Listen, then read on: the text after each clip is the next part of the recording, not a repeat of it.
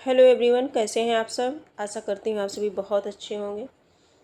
और आज हम सभी जो है करने चल रहे हैं क्वेश्चन सॉल्व करने चल रहे हैं पीजीटी 2021। जैसा कि आप सभी जानते हैं कि इसकी 2 क्लास पहले हो चुकी है, 2 पार्ट में, है ना। एक हुई थी तो 15 प्रश्न बने थे, क्योंकि उस दिन मैंने पीडीएफ में बनाई थी, बट वो पीडीएफ किसी कारणवश ओपन नहीं हो पाई, वो डिलीट हो गई थी। तो इस वजह से टाइपिंग करके 15 प्रश्न की क्लास हम लोगों ने की थी। और 15 से इसके बाद जो है 60 तक हम लोगों ने की थी भाग 2 में, पार्ट 2 में, है ना। और आज ये तीसरी क्लास है इसकी 125 प्रश्न की। 125 प्रश्न यानी कि 2021 में जो परीक्षा प्रस्तावित हुई थी पीजीटी की, पीजीटी हिंदी सब्जेक्ट से, यूपी पीजीटी, ये भी ध्यान देंगे, उत्तर प्रदेश का है, ठीक है, यूपी पीजीटी का है। तो इसमें जो परीक्षा हुई थी 2021 में, उसका जो है हम सभी तीसरा पार्ट देख रहे हैं। कहने का मतलब जो पेपर है हमारा वो 125 प्रश्न है, एक ही बार में होता है। लेकिन जैसा कि हम लोग सॉल्व कर रहे हैं उसे, तो चारों ऑप्शन पर चर्चा करते हुए चलते हैं, तो जो है एक साथ जो है इतने प्रश्न करना जो है संभव नहीं हो पाता है। तो इसलिए हम लोग उसे पार्ट में डिवाइड करके, मतलब बांट करके करते हैं, ठीक है। तो आप इस गलतफहमी में मत रहिएगा कि कई पार्ट होते हैं। जैसा कि सभी परिचित भी हैं, जानते हैं कि 125 नंबर का प्रश्न है। हम सभी अपने समय के अभाव के कारण जो है, और बहुत लंबी क्लास ना हो जाए, बोरिंग ना लगे हम सभी को, इसलिए जो है सरलीकरण करके जो है कम कम प्रश्नों को देखते हैं, जितना बन पाता है उतना करते हैं, फिर अगली क्लास के लिए उसे जो है अगली क्लास में कंप्लीट करते हैं। तो ये चीज़ आप ध्यान रखिएगा। तो ये इसका तीसरा पार्ट है। आज जो भी प्रश्न बचे हैं 60 से, हमारी उम्मीद है 125 तक हम सभी पूरा कंप्लीट कर लेंगे। पूरी कोशिश यही है। आगे हम प्रश्नों पर देखते हैं। और ये सभी राज्य के टीजीटी पीजीटी के लिए महत्वपूर्ण हो, चाहे बिहार शिक्षक भर्ती टीआरई 4 पॉइंट वो हो, और चाहे जिस राज्य का टीजीटी पीजीटी हो। इसके साथ साथ यूपी टेट, एस टेट, है ना, और एस टेट पेपर 1 पेपर 2, इन सभी में जो है हिंदी साहित्य संपूर्ण जो है पाठ्यक्रम से है। हिंदी साहित्य, काव्य शास्त्र, भाषा विज्ञान, है ना, संस्कृत साहित्य, सभी से है। तो ये सभी के लिए महत्वपूर्ण क्लास है। आगे हम प्रश्नों पर चर्चा करते हैं, ज़्यादा जो है वो ना टाइम ना लेते हुए। तो हम सभी ने कितने प्रश्नों को किया था? हम सभी ने जो है 60 प्रश्न को किया था। तो हम सभी अपने प्रश्न पर देखेंगे। 26 नंबर का प्रश्न है इधर। हाँ, अगली पीडीएफ पर चलते हैं। 51 नंबर का ये प्रश्न आ गया। 60 प्रश्न हम सभी ने किया था। अब हम आ गए हम सभी इस पे। अब देखिए जो है, जो हमारा प्रश्न है हमारा जो है 61 नंबर का प्रश्न है। बचपन की स्मृतियाँ के लेखक हैं। बचपन की स्मृतियाँ के लेखक हैं, इसमें बताना है। और आप काउंट भी करते रहिएगा कि आपके कितने प्रश्न सही हुए, ठीक है। और जब आप अपने प्रश्नों को देखेंगे कि हमारे ये प्रीवियस ईयर क्वेश्चन पेपर हैं, तो इनमें हम कितने प्रश्न सही कर पा रहे हैं। जब आप अपने को देखेंगे, अपने प्रश्नों को गिनेंगे, ध्यान देंगे कि हमारे कितने सही हैं, कितने गलत हैं, तब आपका आत्मविश्वास बढ़ेगा और आप अपनी कमजोरियों को जो है पहचान पाएंगे, है ना, उसका पता लगा पाएंगे कि हमें कहाँ ज़्यादा मेहनत करने की आवश्यकता है। तो और कमेंट में अपने अंक भी जो है लिख दीजिएगा कि हमारे कितने हैं। तो ये हमारे लिए मोटिवेशन होगा, ये हमें बहुत खुशी होगी कि जो है आपने मेरा कहना जो है माना, मेरे आत्मविश्वास को बढ़ाने की कोशिश आपने की। तो आगे हम प्रश्न देखेंगे। बचपन की जो स्मृतियां हैं, इनके जो लेखक हैं महादेवी वर्मा, रामवृक्ष बेनीपुरी, शांति प्रिय द्विवेदी, राहुल सांकृत्यायन। तो चारों ऑप्शन में से बताना है। शायद आप अपने आंसर को टिक कर लिए होंगे। अब मैं आंसर आप सभी को बताती हूँ। राहुल सांकृत्यायन है करेक्ट आंसर, हमारा 4 हो जाएगा। कौन है? राहुल सांकृत्यायन है। और सिंह सेनापति, दिवोदास एवं मधुर स्वप्न इनका जो है प्रसिद्ध उपन्यास है। आगे हम सभी बढ़ते हैं। 62 नंबर के प्रश्नों पर चलते हैं। भक्तिकालीन रस सिद्धांत विषयक ग्रंथ है। 62 नंबर का प्रश्न है। रस प्रबोध, रस मंजरी, रस रहस्य, और चौथा ऑप्शन है रस राग। 62 नंबर का जो प्रश्न है, इसका करेक्ट आंसर हो जाएगा रस मंजरी हो जाएगा। हम अगले प्रश्न पर चलते हैं। पुष्य या पुण्य को हिंदी का प्रथम कवि किस आलोचक ने माना है? पुष्य या पुण्य को किसने माना है?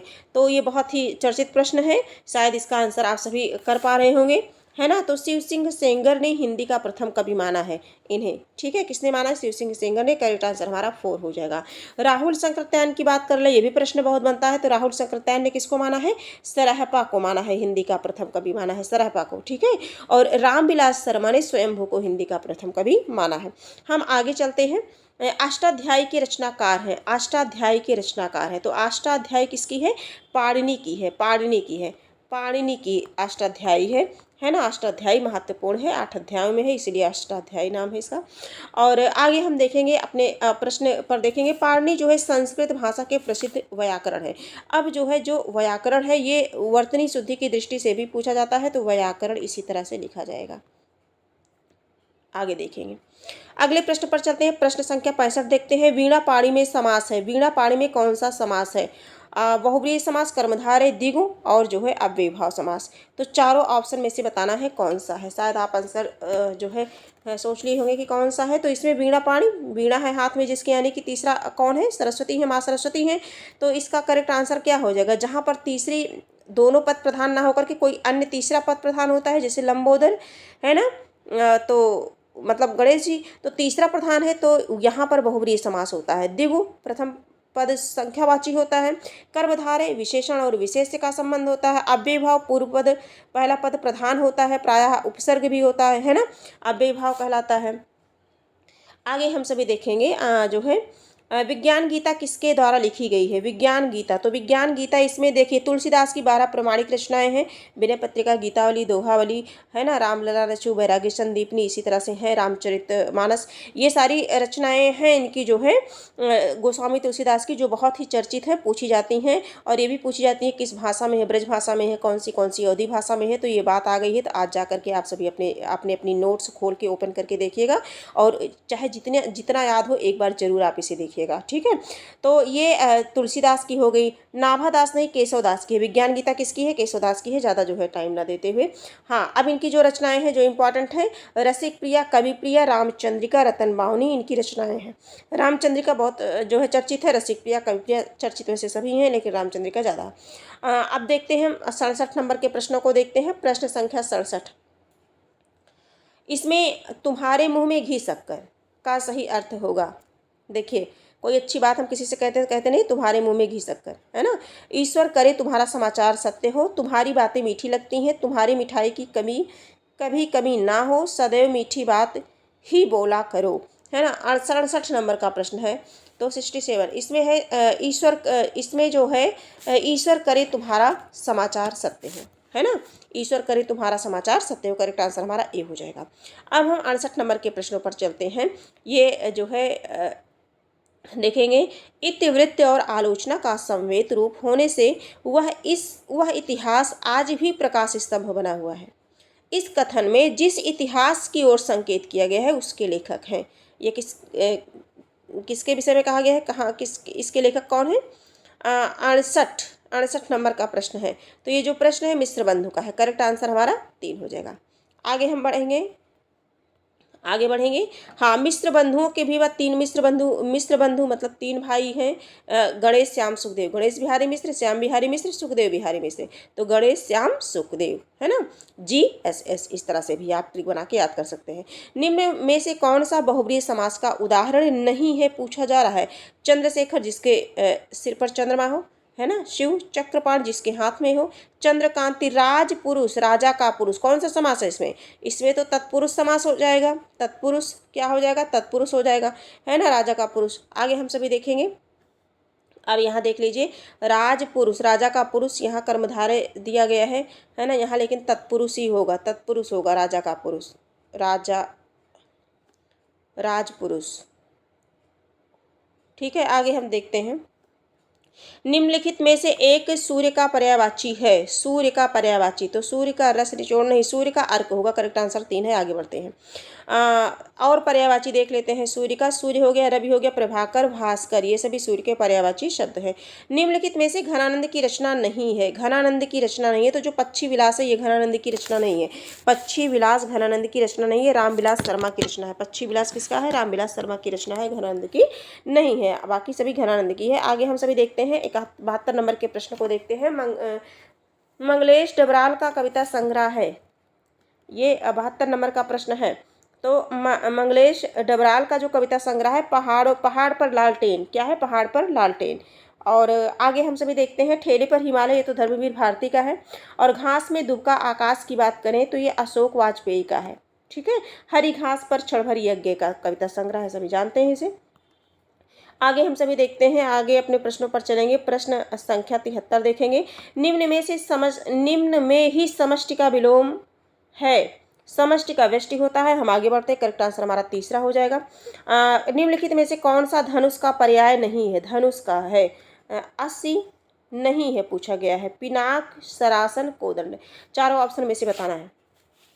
तो 80 नहीं है, क्या नहीं है? 80 नहीं है। ठीक है, 80 धनुष का पर्याय नहीं है। आगे हम सभी देखते हैं अपना जो है 75 नंबर का प्रश्न है। आ कहानी आंदोलन के पुरस्कारकर्ता माने जाते हैं। आ कहानी आंदोलन के, है ना, चर्चित प्रश्न है ये। आ कहानी गंगा प्रसाद विमल, करेक्ट आंसर हमारा ए हो जाएगा। आ कहानी 1960 के दशक से है, नई कहानी के विरोध में हुआ, है ना। आ कहानी आंदोलन के पुरस्कारकर्ता गंगा प्रसाद विमल माने जाते हैं। आगे हम सभी देखते हैं 76 नंबर के प्रश्न को देखते हैं। भारतीय भाषा विज्ञान की प्रसिद्ध मुनि त्रयी में सम्मिलित नहीं है, नहीं है पूछा गया है। तो मुनि त्रयी में जो है पाणिनि, पतंजलि, कात्यायन, भर्तृहरि, चारों में से बताना है। शायद आंसर आप सोच लिए होंगे कौन सा है ना, टिक कर लिए होंगे। तो कौन है? भर्तृहरि, है ना। और अष्टाध्यायी पाणिनि की है। और महाभाष्य जो है पतंजलि की रचना है। जो पतंजलि है, इनकी रचना का क्या नाम है? महाभाष्य है। और इसका जो करेक्ट आंसर हो जाएगा ये 4 हो जाएगा, भर्तृहरि नहीं है, बाकी ये तीनों हैं। आगे हम सभी देखते हैं 77 नंबर के प्रश्न को देखते हैं। इनमें से एक पतवार का पर्यायवाची नहीं है। पतवार, चारों ऑप्शन में से बताना है। 77 नंबर का प्रश्न है। पतवार अर्जुन, दुर्योधन, नकुल, कर्ण। तो इसमें जो कर्ण है ये पतवार का पर्यायवाची नहीं है। आगे हम सभी देखेंगे सोम प्रभु सूर्य की रचना है, चारों ऑप्शन में से बताना है। 78 नंबर का प्रश्न है। सोम प्रभु सूर्य, कुमारपाल प्रतिबोध, कुमारपाल प्रतिबोध सोम प्रभु सूर्य की रचना है। और देखेंगे हम आगे देखेंगे, जैसे कुमारपाल चरित्र हेमचंद्र की है। कुमारपाल चरित्र किसकी है? हेमचंद्र की है ये, है ना। और प्रबंध चिंतामणि मेरतुंग की है। और भविष्यति कथा धनपाल की रचना है। भविष्यति कथा या कहा किसकी रचना है? धनपाल की रचना है। निम्नलिखित में से सर्वेश्वर दयाल सक्सेना की रचना नहीं है। 79 नंबर का प्रश्न है। सर्वेश्वर दयाल सक्सेना की रचना नहीं है। पागल कुत्तों का मसीहा, खोटियों पर टंगे लोग, और काठ की घंटियाँ, एक शहर की मौत, है ना। तो ये जो है एक शहर की मौत, ये सर्वेश्वर का नहीं है, अमृता प्रीतम की रचना है, सभी जानते होंगे, अमृता प्रीतम की रचना है। आगे हम सभी देखते हैं 80 नंबर के प्रश्नों पर देखते हैं। प्रश्न संख्या 80। कोशिश है कि इस क्लास में पूरे प्रश्न कंप्लीट हो जाए, और बहुत टफ क्वेश्चन भी नहीं है ना, इसलिए बहुत ज़्यादा टाइम नहीं दिया जा रहा है। बाकी जितना दिया जा रहा है उतने में जो है उतना आपके लिए जो है सफिशिएंट है। आगे हम सभी देखेंगे 80 नंबर का जो प्रश्न है, विलोम की दृष्टि से एक युग्म अशुद्ध की बात हो रही। गमन आगमन हो गया, निषिद्ध भी ये हो गया। आमिष का सामिष नहीं होगा, यही हमारा क्या है? अशुद्ध है। आमिष का होगा निरामिष होगा, निरामिष, निरामिष। ठीक है, आगे हम सभी देखेंगे 81 नंबर के प्रश्नों को देखेंगे। निर्गुण भक्ति काव्यधारा में उदासी संप्रदाय के प्रवर्तक है। उदासी संप्रदाय की बात हो रही है। 81 नंबर का जो प्रश्न है, उदासी संप्रदाय की बात हो रही है। तो उदासी संप्रदाय चारों में से शायद आंसर जो है सोच लिए होंगे, श्रीचंद है। उदासी संप्रदाय किसके हैं? श्रीचंद हैं। ठीक है, और ये गुरु नानक के पुत्र हैं। उदासी संप्रदाय के प्रवर्तक गुरु नानक हैं, उन्हीं के पुत्र हैं श्रीचंद। आगे हम देखेंगे चलती चाकी देख के दिया कबीरा रोए, दो पाटन के बीच में साबुत बचा न कोई। प्रस्तुत दोहे में प्रयुक्त शब्द है शक्ति है। शब्द शक्ति से प्रश्न बना है ना। तो इसमें जो शब्द शक्ति है ये लक्षणा है, करेक्ट आंसर 2 हो जाएगा। 83 नंबर के प्रश्न को देखेंगे। 21वीं सदी का लड़का किस कहानीकार की कृति है? 83 नंबर का जो प्रश्न है ये हो जाएगा क्षमा शर्मा का है। क्षमा शर्मा का है, करेक्ट आंसर ये हो जाएगा। आगे देखेंगे घड़ो पानी पड़ना मुहावरा का अर्थ है। घड़ो पानी पड़ना, चारों ऑप्शन में से इसका करेक्ट आंसर हो जाएगा अत्यंत लज्जित होना, करेक्ट आंसर 4 हो जाएगा, अत्यंत लज्जित होना, है ना। और इनमें से एक विदेशी भाषा का शब्द है कतार। विदेशी, कतार, पंक्ति, श्रेणी, श्रृंखला। तो इसमें कौन सा हो जाएगा? इसका आंसर हो जाएगा कतार, यही हो जाएगा, करेक्ट आंसर ये हो जाएगा। 86 नंबर का प्रश्न है। बूढ़े मुँह मुहासे प्रहसन के लेखक हैं? कौन है चारों ऑप्शन में से? चारों ऑप्शन में से बताना है कौन है। तो इसमें है राधाचरण गोस्वामी है। कौन है? राधाचरण गोस्वामी है। ठीक है। आगे हम सभी देखेंगे 87 नंबर के प्रश्न को। एक वाक्य में अपादान कारक का प्रयोग हुआ है। कारक है ना, कारक, अपादान कारक का प्रयोग हुआ है। शिकारी ने तीर से बाघ मारा, हाथी के द्वारा पेड़ ढहा गया, सत्संग से बुद्धि सुधरती है, लड़का बाजार से लौटा। अपादान, अपादान यानी कि अलग होने के अर्थ में पंचमी विभक्ति का बोध कराता है। जो इसका जो करेक्ट आंसर, लड़का बाजार से लौटा, बाजार से क्या हो रहा है? अलग हो रहा है, अलग होने की स्थिति में, है ना। ये क्या हो जाएगा? चौथा आंसर हमारा सही हो जाएगा। ठीक। 88 नंबर के प्रश्नों को देखेंगे। प्रश्न संख्या 88 देखेंगे। हिंदी के प्रथम अलंकार निरूपक आचार्य हैं। अलंकार निरूपक आचार्य की बात हो रही है। चारों ऑप्शन में से बताइए। भिखारीदास, केशवदास, मतीराम चिंतामणि। चारों ऑप्शन में से कौन है? 88 नंबर का प्रश्न है। तो इसमें हो जाएंगे केशवदास हो जाएंगे। अलंकार निरूपक आचार्य कौन है? केशवदास जी हैं। और इनकी जो महत्वपूर्ण रचनाएं हैं, रसिक प्रिया, कवि प्रिया, नखशिख एवं विज्ञान गीता, है ना, विज्ञान गीता भी पूछी जाती है, तो ये केशवदास की है। 89 नंबर के प्रश्नों को देखेंगे। नरसिंह जी का मारा किसकी रचना है? नरसिंह जी का मारा किसकी रचना है? तो 89 नंबर का जो प्रश्न है, नरसिंह जी का मारा सभी परिचित हैं इनसे, मीराबाई जी हैं, है ना। राग सोठा, राग गोविंद जिनकी है, गीत गोविंद है, मीरा की मल्हार है, तो ये मल्हार, ये सभी रचनाएं मीराबाई जी की हैं। आगे हम बढ़ते हैं, 90 नंबर के प्रश्नों को चलते हैं। दोपहर में समास है, दोपहर, है ना, तो दिग्वाच मतलब संख्यावाची है पहला पद, है ना। जैसा कि दो पद होते हैं, एक पहला पद को पूर्व पद और दूसरे पद को क्या बोलते हैं? उत्तर पद बोलते हैं। तो दिगु समास, दिगु संख्यावाची होता है, तो दोपहर इसकी बात हुई। द्वंद्व समास, माता और पिता जिनमें दोनों पद प्रधान होते हैं। बहुब्रीहि जिनमें कोई अन्य तीसरा पद प्रधान होता है। कर्मधारय विशेषण विशेष्य का संबंध जिसमें पाया जाता है। ज्ञानपीठ पुरस्कार से पुरस्कृत कृति है ना, ज्ञानपीठ से। कामायनी, पल्लव, परिमल और चिदम्बरा। ये तो प्रश्न सभी से जो है हो जाएगा, है ना। 91 नंबर का प्रश्न है, तो इसमें है चिदम्बरा। कौन है? चिदम्बरा। और ये किसकी रचना है? आप लोग कमेंट बॉक्स में लिखिएगा किसकी रचना है, मैं नहीं बताऊंगी। और कब मिला था ज्ञानपीठ पुरस्कार, इन्हें बता देती हूँ। 1968 ईस्वी में प्राप्त हुआ। और ये चिदम्बरा किसकी रचना है? अगर आप जो है, जो भी भाई बहन मेरी क्लास देख रहे हैं, ये जो है कमेंट में जरूर आंसर लिखेंगे इसका, चिदम्बरा किसकी है। आगे हम सभी देखेंगे। अमी हलाहल मद भरे श्वेत श्याम रत्नार्जियत मरत झुक झुक परत जह चितवत एक बार।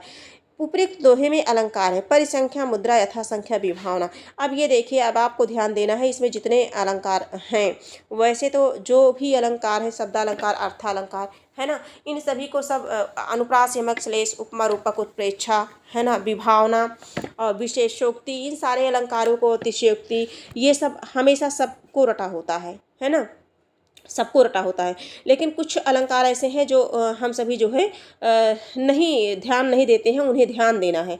तो अब आप लोग क्या करिएगा, ये परिसंख्या, यथाक्रम और विभावना, ये अलंकार आप सभी जो है पढ़ लीजिएगा आज। और आगे हम सभी देखेंगे इसका, हाँ, इसका जो करेक्ट आंसर हो जाएगा 92 का करेक्ट आंसर हो जाएगा तीसरा, यथासंख्य। ठीक है, जहाँ अनुक्रम के अनुसार पदार्थों का संबंध दिखाया जाता है, वहाँ पर यथासंख्य अलंकार होता है। आगे हम सभी देखेंगे। निम्नलिखित शब्दार्थों के युग्म में कौन सा युग्म गलत है? गलत है निशार रजाई, सिरस्कम शिखा, उष्णीसम पगड़ी, उत्तरीय चादर। तो ये जो 93 नंबर का प्रश्न है, इसमें बताया गया कौन सा युग्म गलत है। तो जो उत्तरीय है, ये उत्तरीय चादर को नहीं कहते हैं, यही युग्म हमारा क्या है? गलत है जोड़ा। उत्तरीय का अर्थ होता है कंधे पर रखे जाने वाला वस्त्र, ऐसा वस्त्र जो कंधे पर रखा जाता है। तो करेक्ट आंसर अगर हम बात करें प्रश्नानुसार, तो करेक्ट आंसर हमारा 4 हो जाएगा। आगे हम बढ़ते हैं, अपने प्रश्नों पर चलते हैं। प्रश्न संख्या है, चाय आगत शब्द है। चाय आगत शब्द है 94 नंबर का। जापानी है, चीनी है, पुर्तगाली है, जर्मन है। चारों ऑप्शन में से बताना है। चाय है, तो चाय आगत शब्द है। क्या है? आगत, हाँ, चाय आगत शब्द है, तो चीनी, चीनी, चाय चीनी है। करेक्ट आंसर 2 हो जाएगा हमारा। क्या होगा? 2 हो जाएगा। आगे हम देखेंगे 95 नंबर प्रश्नों को देखेंगे। 95 का, वारि शब्द की द्वितीय विभक्ति द्विवचन है। वारि शब्द की द्वितीय विभक्ति द्विवचन, तो इसमें हम सभी देखेंगे 95 नंबर का जो प्रश्न है हमारा, इसका हो जाएगा वारिणी। अब ये देखिए, अब जैसे हम सभी प्रैक्टिस सेट सॉल्व कर रहे हैं, अब इसमें आ गया वारि। तो वारि शब्द, ये जो विभक्ति है, वचन हैं, इन्हें हम देख लेंगे। ये संस्कृत साहित्य से प्रश्न है, जो व्याकरण से प्रश्न बनते हैं, है ना। तो ये आप वार के जितने भी हैं सातों विभक्ति आप याद कर लीजिएगा देख करके, और एक रफ में कहीं नोट कर लीजिए, और इनके आगे पीछे जो भी हैं उन सभी को भी देख लीजिएगा। और वैसे मैं बहुत जल्द ही आप लोगों के समक्ष जो है संस्कृत साहित्य को कराने वाली हूँ, लेकिन अभी तो फिलहाल प्रैक्टिस सेट चल रही है ना। अब ये जो है ये प्रैक्टिस जो प्रीवियस ईयर क्वेश्चन पेपर है, इन्हें करने के बाद ही हो पाएगा। बाकी और आप सभी ऐसे करते रहिए, है ना, अपनी पढ़ाई अपने नोट्स से पढ़ते रहिए। लेकिन ये इसकी क्लास चलेगी, ये जो जितने भी धातु रूप हैं, जितने भी शब्द रूप हैं, और रचना एवं रचनाकार की कुछ क्लासेज हो चुकी हैं जो महत्वपूर्ण थी परीक्षा की दृष्टि से।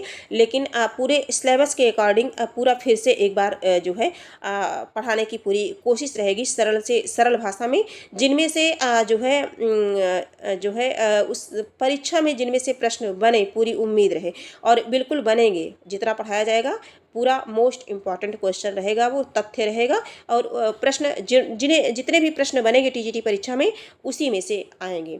इतना तो मतलब मैं गारंटी के साथ, मैं जितना मैंने सोचा है, और ये प्रैक्टिस सेट कराने के बाद ये जो टीजीटी का है ये पेपर पूरा सॉल्व करा दें 2005 तक, तो इसके बाद ये क्लासेज आपकी स्टार्ट हो जाएंगी।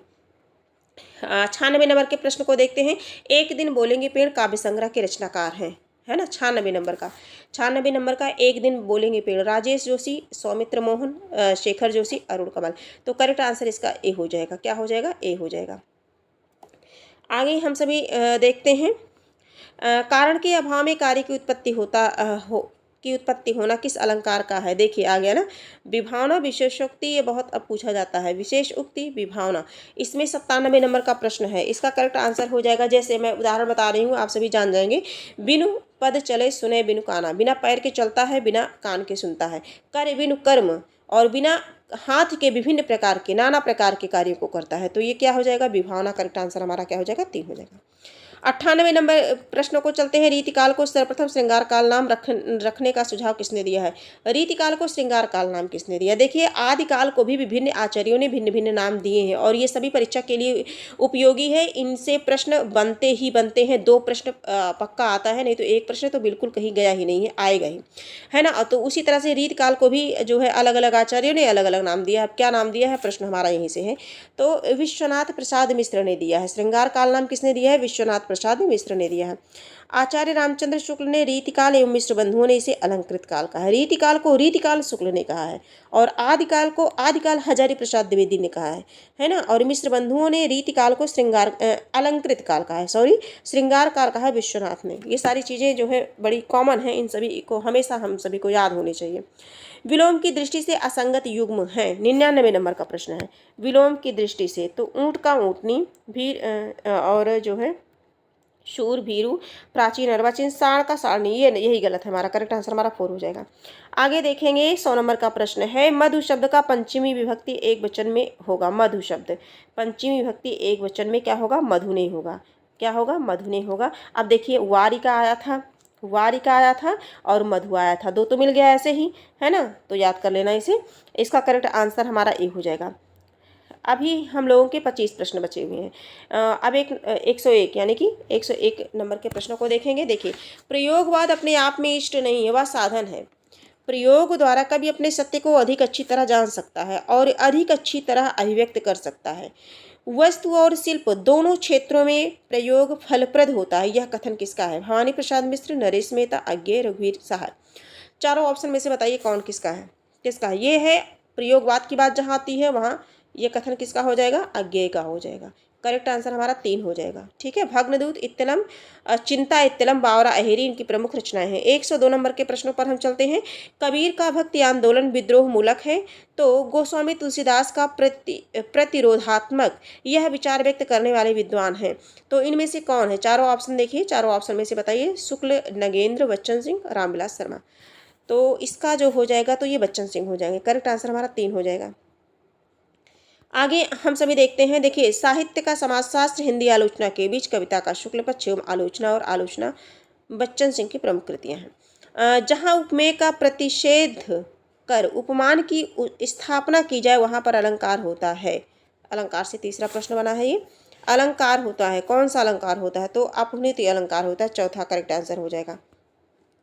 आगे देखेंगे, स्था धातु का विधिलिंग लकार प्रथम पुरुष वचन है। 104 नंबर का प्रश्न है। 104 नंबर का प्रश्न हो जाएगा तिष्ठेव, तिष्ठति, तिष्ठताम, तिष्ठेव कहाँ है? करेक्ट आंसर हमारा ए हो जाएगा। और तुलसीदास चंदन घिसे निबंध के लेखक हैं। 105 नंबर का प्रश्न है। तुलसीदास चंदन घिसे, ये हरिशंकर परसाई का नहीं है, हरिशंकर परसाई कौन हो जाएंगे? हरिशंकर परसाई। करेक्ट आंसर हमारा 2 हो जाएगा, है ना। प्रेमचंद्र के फटे जूते, अपनी अपनी बीमारी एवं माटी कहे कुम्हार से, ये इनकी प्रमुख रचनाएं हैं। अब हम 106 नंबर के प्रश्नों को देखेंगे। हमारा जो 106 नंबर का प्रश्न है वो है मैं तुमसे टेलीफोन पर बात करूंगा। इस वाक्य में टेलीफोन पर किस कारक में प्रयुक्त हुआ है? किस कारक में प्रयुक्त हुआ है? कौन? टेलीफोन। टेलीफोन पर बात करूंगा, मैं पर ऊपर किस कारण में है? देखिए चारों ऑप्शन में से बताइए, कारक से प्रश्न बना है ना। इससे पहले भी कारक से प्रश्न बन चुके हैं। 106 नंबर का प्रश्न है, ये हो जाएगा जो है इसका 4 हो, कारण तो होगा नहीं। मैं तुमसे टेलीफोन पर बात करूंगा, है ना। मैं पर ऊपर क्या है? अधिकरण कारक है ना। करेक्ट आंसर इसका 2 हो जाएगा। जिसके जरिए कोई कार्य पूर्ण हो रहा हो उसे करण कारक कहा जाता है। टेलीफोन पर बात करूंगा, टेलीफोन से बात करूंगा, है ना। इस वजह से जो है यहाँ पर करण कारक लिया गया है। कौन सा? करण कारक, है ना। करण यानी कि तृतीय कर्ता ने कर्म को करण से, टेलीफोन से बात करूंगा, है ना, टेलीफोन पर, इसी वजह से लिया गया है ये तीसरा। आगे हम सभी देखेंगे 107 नंबर के प्रश्नों को देखेंगे।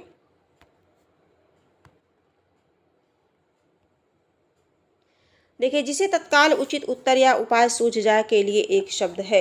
प्रत्युत्पन्नमति से बोलेंगे, प्रत्युत्पन्नमति यानी कि शीघ्र ही। आगे हम सभी देखेंगे 8 नंबर के प्रश्नों को। निम्नलिखित में से अव्ययी भाव समास का उदाहरण है।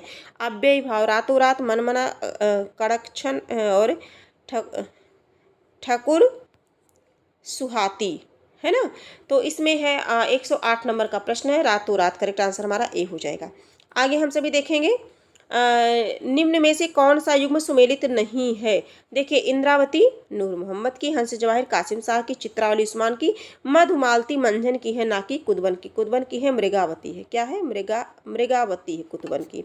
आगे हम सभी देखते हैं 110 नंबर के प्रश्नों को। किन्नर देश में किस विधा की रचना है? चारों ऑप्शन में से बताइए। किन्नर देश में 110 नंबर का प्रश्न है।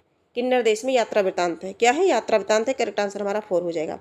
आगे देखेंगे, जैसे किन्नर देश में ये यात्रा वृतांत किसकी है? ये राहुल शंकरत्यायन की है। चीन में क्या देखा? मेरी लद्दाख यात्रा, तिब्बत में 1.25 वर्ष एवं रूस में 25 वर्ष, ये सभी इनके यात्रा वृतांत है। किसके? राहुल शंकरत्यायन के हैं। आगे हम सभी देखते हैं जो है निम्नलिखित वाक्यों में से कौन सा शुद्ध है? मैं आपका दर्शन करने आया हूँ, नहीं मैं दर्शन करने, मेरे लिए ठंडी बर्फ, ये भी गलत हो जाएगा, ये भी गलत हो। बर्फ अपने आप में ठंडी है, होती ही है, बर्फ का मतलब ही ठंडी, तो ठंडी अनावश्यक शब्द है। शब्द केवल संकेत मात्र हैं। और मैं आप पर श्रद्धा रखता हूँ, नहीं आप पर श्रद्धा रखता हूँ, नहीं। ये करेक्ट आंसर हमारा 3 हो जाएगा। शब्द केवल संकेत मात्र हैं। 112 नंबर का प्रश्न है, जहाँ उपमेय स्वयं अपना उपमान हो वहाँ अलंकार है। अलंकार से तीसरा प्रश्न है, शायद तीसरा चौथा प्रश्न है ना। वहाँ कौन सा अलंकार होता है? 12 नंबर का प्रश्न है, तो वहाँ पर अन्वय अलंकार होता है। जितने भी नए नए अलंकार हम इसमें ऑप्शन में आए हैं सभी आपको याद कर लेना चाहिए, है ना। और ये एक बार याद करने पर नहीं याद होंगे, तुरंत तो याद हो जाएंगे लेकिन हमेशा के लिए नहीं, इन्हें 2-3 बार देखना पड़ेगा। क्योंकि और सारे अलंकार हैं तो हम सभी कभी अगर रिवीजन ना करें अलंकार के टॉपिक को फिर भी हम लोग कर ले जाएंगे। लेकिन कुछ जो अलग अलग अलंकार हैं जो हम लोगों को सिलेबस में, हम लोगों के सिलेबस में है और हम लोग बचपन से उसे नहीं पढ़े हैं, तो उन्हें हमें ज़्यादा जो है पढ़ने की आवश्यकता है 2-3 बार। रस सूत्र के किस व्याख्याता ने रस निष्पत्ति की प्रक्रिया की पुष्टि चित्र तुरंग न्याय के आधार पर की गई? रस सूत्र से भी 3-4 ऑप्शन रहते हैं इनमें, इन सभी से प्रश्न हमेशा बनता ही बनता है, चाहे यूजीसी नेट हो चाहे टीजीटी पीजीटी हो, इनसे प्रश्न बनता है बिल्कुल, है ना। 113 नंबर का जो प्रश्न है तो ये शंकुक हो गए। क्या हो गए? शंकुक हो गए। भारत के रस सूत्र की इन्होंने जो व्याख्या की है वह अनुमितिवाद नाम से की है। आगे हम सभी देखेंगे जो है, जो कम खर्च करने वाला हो, तो कम खर्च करने के लिए मितव्ययी हो जाएगा। मितव्ययी मतलब कम खर्च करना, है ना। आगे हम बढ़ते हैं 115 नंबर के प्रश्नों पर चलते हैं। हाँ मितव्ययी होगा। हिंदी के किस आचार्यों ने छल नामक स्थायी भाव दिया? तो किसने? देखिए, संचारी भावों की संख्या कितनी है? 33 है। और जो 34वां माना है, किसने माना है? वही पूछा जा रहा है। 34वां क्या है हमारा? छल है। तो किस आचार्य ने माना है? 115 नंबर का प्रश्न है। 115 नंबर का प्रश्न। तो देव ने ही तो माना है ना। देव की रचना की अगर बात की जाए तो भाव विलास अष्टयाम है, भवानी विलास है, रस विलास है, ये सब इनकी रचनाएं हैं। 116 नंबर का प्रश्न है, अजिर शब्द का अर्थ है अजिर। अजिर अजिर का अर्थ बताना है युवा, आंगन, वार्धक्य, जरावस्था। 116 नंबर का प्रश्न है। इसका करेक्ट आंसर हो जाएगा, अजिर का हो जाएगा आंगन। करेक्ट आंसर हमारा 2 हो जाएगा। क्या होगा? 2 होगा। अगले प्रश्न पर चलते हैं। 17 नंबर के प्रश्न, निम्नलिखित में से एक रचना राष्ट्रीय सांस्कृतिक धारा की नहीं है, तो वह कौन सी? हम बिस्पाई जन्म के, सूत की माला, प्रभात फेरी, विसर्जन। कौन नहीं है? तो ये जो हो जाएगा विसर्जन नहीं है। करेक्ट आंसर 4 हो जाएगा। आगे देखेंगे जो है, हाँ, सूत की माला हरिवंश राय बच्चन और हम बिस्पाई जन्म के बालकृष्ण नवीन। सर्वेश्वर घोषवंतो बलवंतो वक्तव्य, यह कथन किस ग्रंथ का है? महाभाष्य, छंदोग्य उपनिषद, वाक्यपदी, अष्टाध्यायी। ये 118 नंबर का प्रश्न है और ये किसका है? अष्टाध्यायी का है। अष्टाध्यायी रचना किसकी है? पाणिनि की है। हम आगे बढ़ते हैं। 119 नंबर के प्रश्न को चलते हैं। बरवय छंद है, सममात्रिक है, अर्ध सममात्रिक है, विषम मात्रिक है और अर्ध विषम मात्रिक है। 119 का हो जाएगा अर्ध सममात्रिक है। करेक्ट आंसर हमारा 2 हो जाएगा। क्या होगा? 2 हो जाएगा। हम आगे बढ़ते हैं। 120 नंबर के प्रश्नों पर चलते हैं। 120 नंबर का जो प्रश्न है, 120 नंबर का प्रश्न है हमारा, लिंग की दृष्टि से एक वाक्य शुद्ध है। चाय फीका है। चाय क्या है? फीका है। दही खट्टा है। दही खट्टा है। चांदी सोने से कम महंगा है और मिश्री मीठा है। 20 नंबर का प्रश्न है और मतलब यानी कि 120, इसमें दही खट्टा है, यही वाक्य हमारा शुद्ध है। दही खट्टा है। अगर इसे संस्कृत में देखा जाए तो नपुंसक लिंग के अंतर्गत आएगा, है ना। लेकिन और यह हिंदी में क्या है? पुल्लिंग है। दही खट्टी नहीं बल्कि क्या है? दही खट्टा है। दही खाया जाता है, ना कि खाई जाती है, यानी कि पुल्लिंग है तो खाया जाता है। ठीक है। आगे हम सभी देखेंगे और ये प्रश्न कई बार बन चुका है। कान्हा शब्द है तत्सम शब्द, तद्भव शब्द, अर्ध तत्सम, अर्ध तद्भव। कान्हा शब्द है। 121 नंबर का प्रश्न है। कान्हा शब्द है तो तद्भव है। क्या है? तद्भव। करेक्ट आंसर हमारा 2 हो जाएगा। हिंदी में जो शब्द संस्कृत भाषा के बदले प्रयुक्त हुए उन्हें तद्भव कहते हैं। आगे देखते हैं। 122 नंबर के प्रश्न को देखते हैं। आचार्य रामचंद्र शुक्ल के अनुसार छायावाद में प्रतीक शैली पर किस साहित्य का प्रभाव पड़ा? तो इसमें छायावाद में प्राप्त होने वाली प्रतीक शैली पर, इस तरह से कंप्लीट होगा प्रश्न हमारा। तो ये अंग्रेजी का प्रभाव पड़ा। आगे हम बढ़ेंगे, है ना। जयशंकर प्रसाद, निराला, पंत एवं महादेव वर्मा छायावाद के प्रमुख 4 स्तंभ हैं। ये तो कॉमन सी बातें हैं, सभी परिचित हैं इससे। आगे हम सभी देखेंगे जो है 22-23 नंबर के प्रश्न को देखेंगे। देखिए प्रश्न, टोटल प्रश्नों की संख्या कितनी है? 125 है। 125 है और हम सभी जो है 60 नंबर से कर रहे हैं और लगभग 123 पर पहुंचे हैं। निम्नलिखित में से अघोष महाप्राण ध्वनि है। अघोष है 1 2, 1 और 2, यानी कि का, खा और चा, छा, चा और छा, जा नहीं, काखा, चाछा, ये यानी कि जो 2 वर्ण हैं प्रारंभ के, वो अघोष कहलाते हैं। तो इसमें कौन है? खा है ना। अघोष और महाप्राण। महाप्राण की बात कर ले तो प्रत्येक वर्ग दूसरा और चौथा महाप्राण कहलाता है। अब बाकी जो बचते हैं वो अल्प प्राण हो गए। आगे हम सभी देखेंगे तो करेक्ट आंसर इसका हमारा ए हो जाएगा। मीराबाई की उपासना कैसी थी? तो मीराबाई की उपासना माधुर्य भाव थी। 25 नंबर के प्रश्न को देखेंगे। निम्नलिखित में से कौन गीत नाट्य नहीं है? नहीं की बात पूछा रहा है। जयशंकर प्रसाद का जो करुणालय है गीत नाट्य, मैथिली शरण गुप्त का अनघ है, धर्मी भारती का अंधा युग है ना। ये तो तीनों एकदम कन्फर्म है। तो सुमित्रानंदन पंत की यही ज्योत्सना बची, यही जो है नहीं है।